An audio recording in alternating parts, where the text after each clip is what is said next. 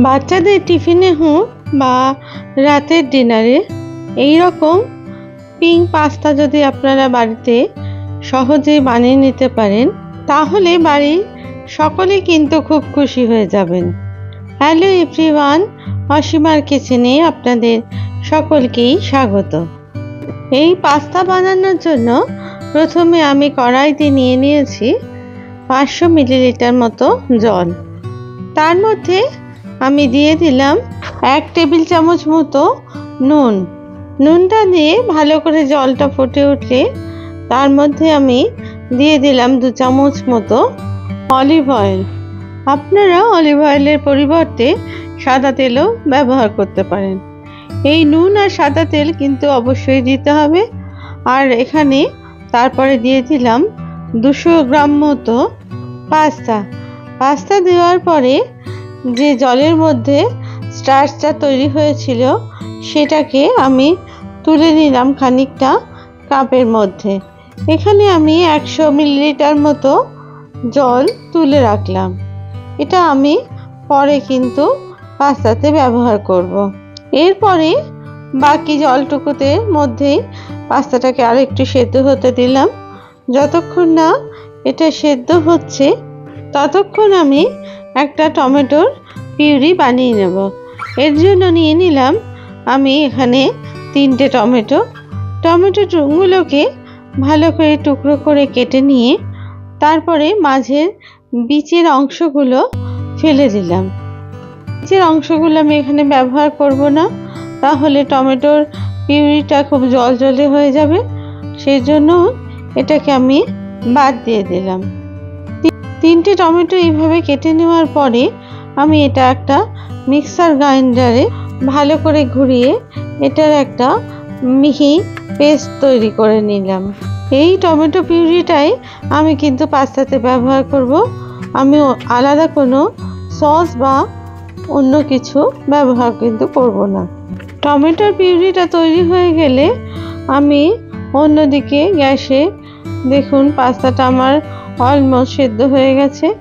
এবার এগুলোকে একটা পাত্রে আমি তুলে রাখলাম। দেখুন পাস্তাটা কিন্তু একদম সেদ্ধ হয়ে গেছে, অথচ কিন্তু গলে যায়নি। এইরকমই পাস্তা কিন্তু রাখতে হবে। তাই পাস্তা সেদ্ধর সময় অবশ্যই কিন্তু জলে তেল একটু দেবেন।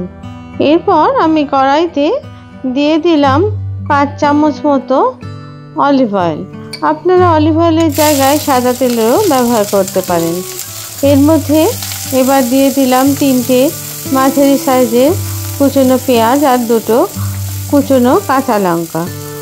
ভালো করে পেঁয়াজ আর কাঁচা লঙ্কা ভেজে নিতে হবে যতক্ষণ না এটা একটু নরম হচ্ছে। এর মধ্যে দিয়ে দিলাম 15টা মতো রসুনের কুচি। রসুন কুচিগুলো কিন্তু একদম যেন খুব ছোট ছোট হয় সেদিকে খেয়াল রাখতে হবে, কারণ বড় বড় টুকরো থাকলে পাস্তার মধ্যে সেটা মুখে পড়লে খেতে কিন্তু ভালো লাগবে না। এরপর রসুন, পেঁয়াজ আর লঙ্কা খুব ভালো করে ভেজে নিলাম।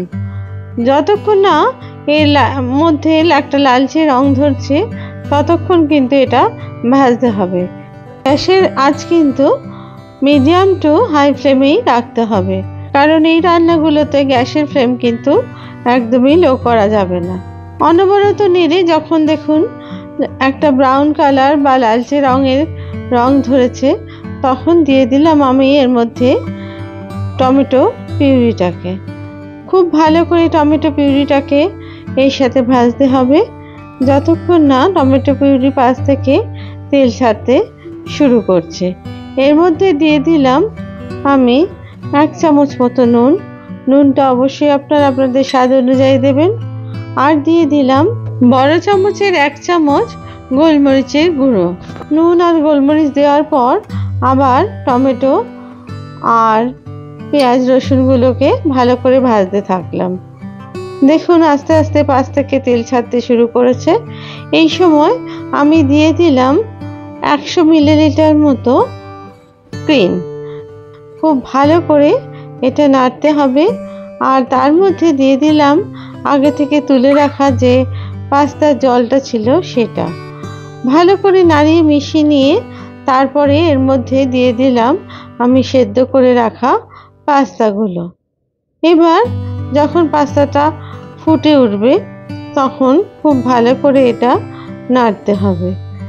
আর একটু মিষ্টি ভাব আনার জন্য আমি এর মধ্যে দিয়ে দিলাম 1 চামচ মতো মধু, যাতে করে পাস্তার টেস্টটা বাচ্চাদের খেতে কিন্তু খুব ভালো লাগে তার জন্য। এরপর পাস্তাটা ফুটে উঠলে যখন এটা একটু ঘন হয়ে আসবে গ্যাসের আঁচ কিন্তু কমিয়ে দিতে হবে, নাহলে পাস্তাটা কিন্তু একদম শুকনো হয়ে যাবে। এরপর এর মধ্যে আমি দিয়ে দিলাম 4 চামচ মতো মোজারেলা চিজ। এই চিজটা দিলে খুব পাস্তাটার টেস্ট অনেক গুণ বেড়ে যায়। যদি আপনাদের কাছে এই চিজ না থাকে তাহলে চিজ কিউবও এই জায়গায় আপনারা গ্রেট করে দিয়ে দিতে পারেন। এখন পাস্তা সম্পূর্ণ তৈরি। আমি এবার গ্যাসটাকে অফ করে দিলাম। এবার আমি পাস্তাটাকে সার্ভ করলাম একটা বাটিতে। দেখুন কত সুন্দর হয়েছে, আর টমেটোর সাথে ক্রিম দেওয়াতে এটার রঙ হয়েছে কিন্তু পিঙ্ক কালারের। আমার এই রেসিপি আপনাদের যদি ভালো লেগে থাকে তাহলে প্লিজ লাইক, শেয়ার আর কমেন্টস করতে ভুলবেন না। আর আমার চ্যানেলে যদি আপনারা নতুন বন্ধু হন তাহলে অবশ্যই চ্যানেলটিকে প্লিজ সাবস্ক্রাইব করে দেবেন। পাশে থাকা বেল আইকনটিকে প্রেস করতে ভুলবেন না, যাতে করে নতুন রেসিপি দিলেই আপনাদের কাছে সহজেই তা পৌঁছে যায়। এবার আমি উপরে ছড়িয়ে দিলাম কিছু চিলি ফ্লেক্স, যেটা আর একটু ভালো স্বাদ এনে দেবে। দেখুন কত সুন্দর ক্রিমি আর চিজি এই পাস্তা তৈরি হয়েছে, খেতেও কিন্তু একদম অপূর্ব হয়েছে।